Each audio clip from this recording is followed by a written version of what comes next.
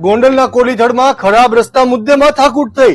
બેટાવડ ગામના સરપંચ અને માર્ગ મકાન વિભાગના અધિકારી તપી ગયા હતા. ઝપાઝપી થઈ ત્યારે બાજુમાં ઉભા હતા જિલ્લા પંચાયતના ઉપાધ્યક્ષ સામતભાઈ બાંભવા. એને અંદાજો આવી ગયો કે મારામારી થવાની છે. વચ્ચે પડીને છૂટા પાડ્યા, નહીતર ના થવાનું થયું હોત.